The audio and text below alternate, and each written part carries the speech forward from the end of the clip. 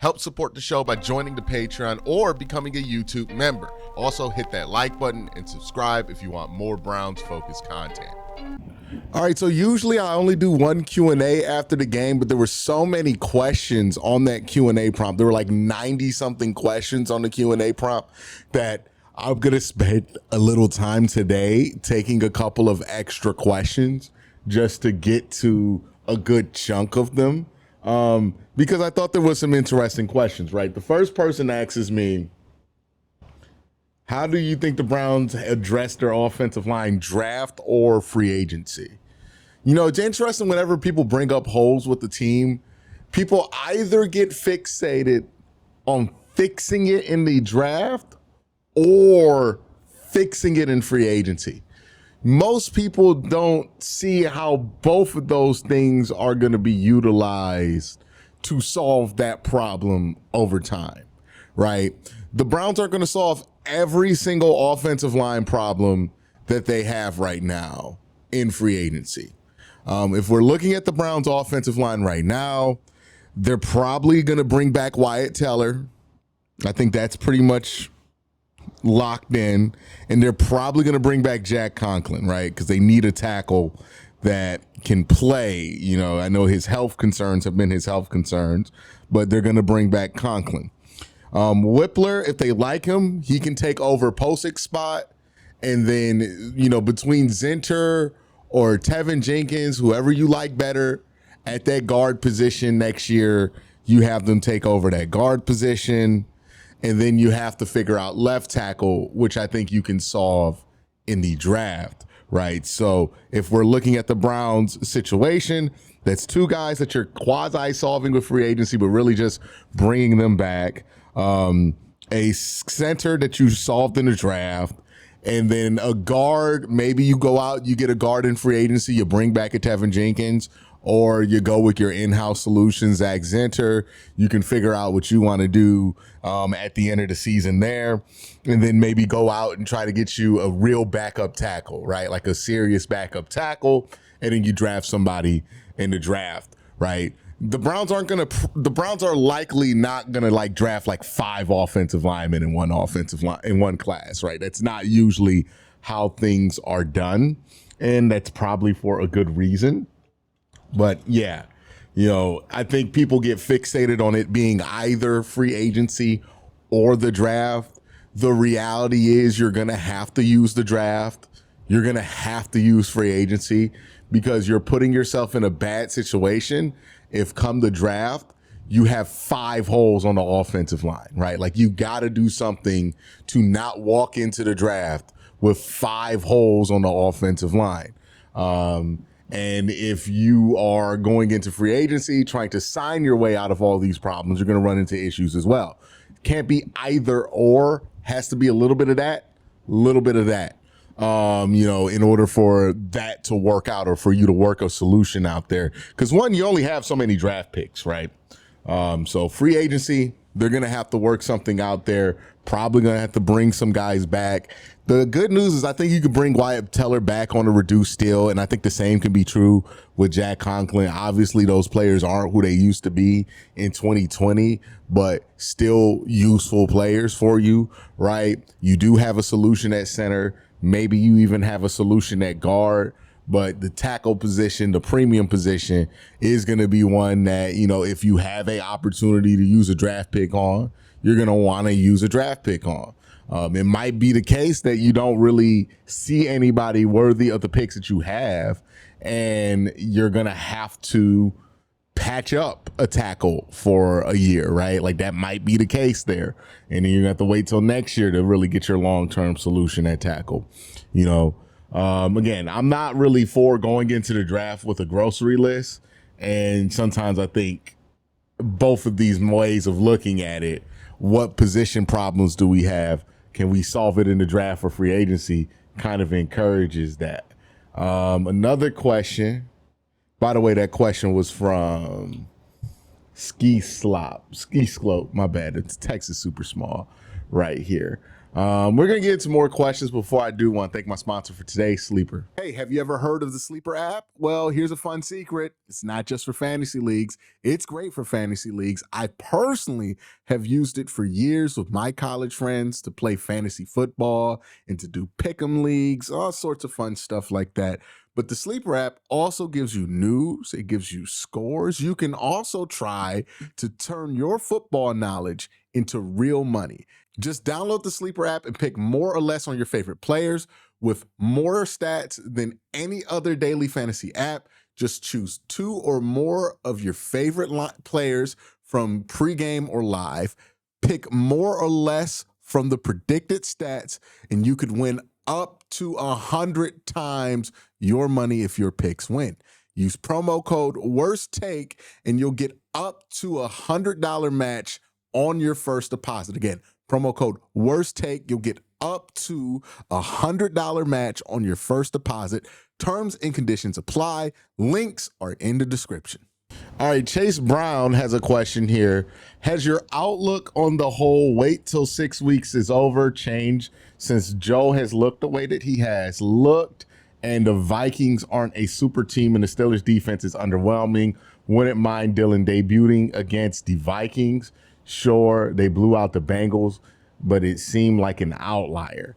Well, my issue with the Vikings game is twofold. One, that defense is still very good, but more than anything, it's the travel situation for that game. That game's going to be in London. That game's going to be strange. I don't know if that's the kind of game that you intentionally start a rookie for. I just don't think that's what you do. Right. I don't think Bill Belichick in the 90s is doing that with Tom Brady. I don't think, a rookie Tom Brady, of course, not like prime Tom Brady. Of course, he starts prime Tom Brady. But, I don't think you do that to a rookie quarterback that you care about their development. I think that's something you do to somebody you're trying to throw away. Right. So I'm not a big fan of the week you go to London, which has been a notoriously difficult week for veterans, especially veterans of teams who have not done the international trip, and the Cleveland Browns have not done an international trip. I don't know if they've ever done one before, but it feels like it's been quite some time since they've done an international trip. So, and maybe they did it in like 16 or 17. I'm not 100% sure. But this is not a team that goes on these trips routinely like the Jacksonville Jaguars. So my aversion to starting a rookie in week 5, more to do with travel. My aversion to starting a rookie in week 6 has more to do with history. I don't care how Pittsburgh looks. I don't care how bad that defense looks, how much we swear Pittsburgh isn't good. We know what happens every season in the regular season when Cleveland goes to play Pittsburgh in Pittsburgh. Until that is not a thing anymore, I'm not going to put a rookie out there in their first game is the return game from London, and it's the game at Pittsburgh.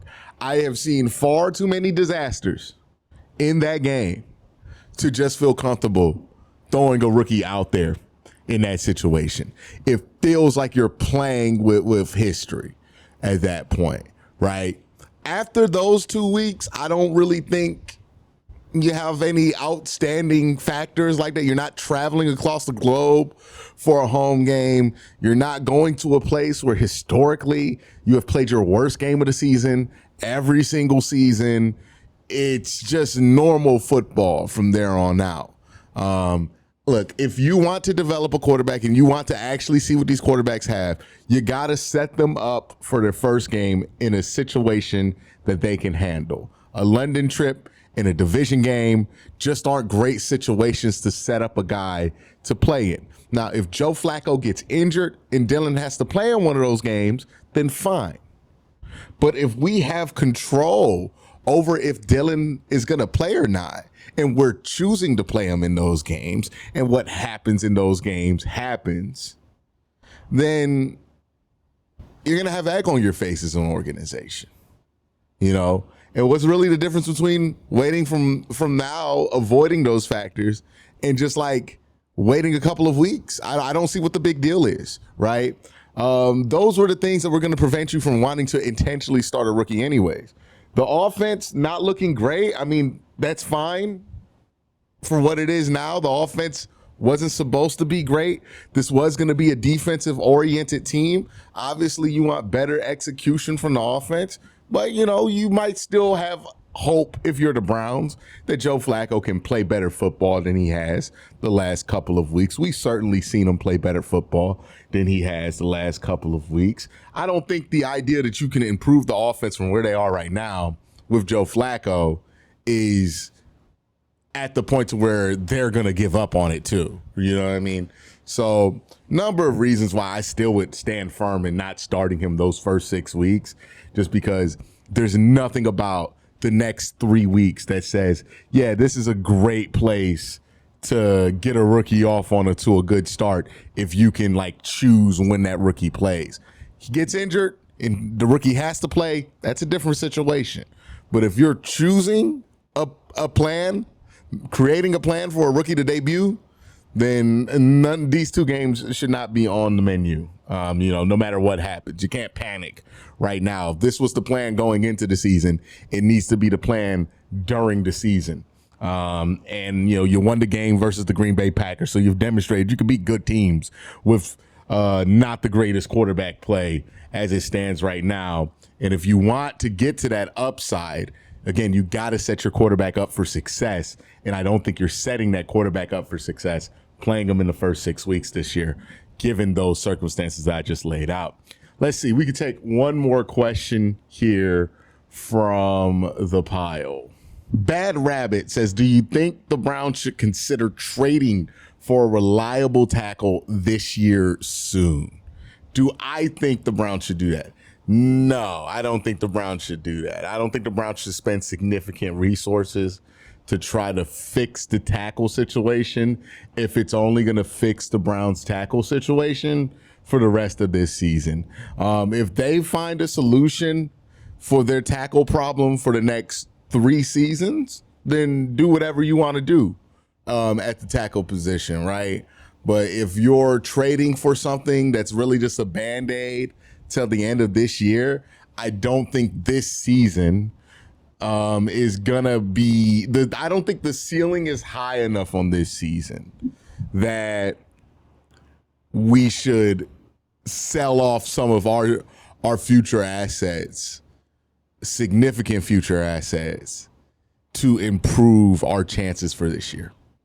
Like, I just don't think that's a wise move. Maybe if we were in a situation where one of these rookies had like a Dak Prescott like preseason and we're saying to ourselves, this is going to be a franchise guy, we're in a rookie window, let's go. Now I would be more for it, but that's just not what happened. Shador had a pretty decent but regular preseason.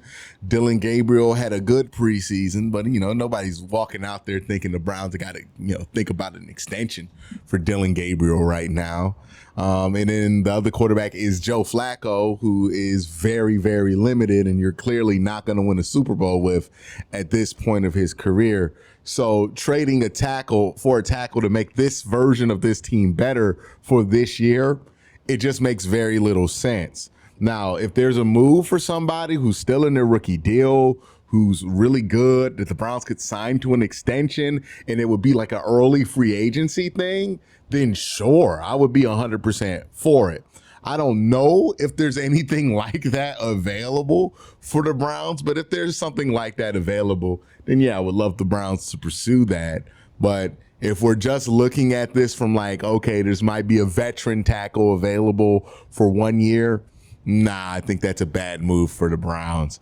I think they have to make moves this year that, you don't want to throw out the motivation to win right now, right? Like, obviously you want to win as many games as you can right now, but I don't think you're at the point to where you're willing to sacrifice future upside just to get better results out of this season.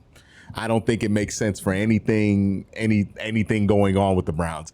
The front office is not on the hot seat. The head coach is not on the hot seat. Nobody's on the hot seat right now. They've kind of said, hey, look, we're going to try to win as many games as possible, but if we're not ultra successful this year, we understand that we had limitations coming into the season and still have limitations until we're done dealing with the Deshaun Watson contract, which every year that goes by, that contract is less and less of a burden. So I don't think the Browns are in that spot right now. I think they're in a spot to give some guys some opportunities on the roster to play left tackle.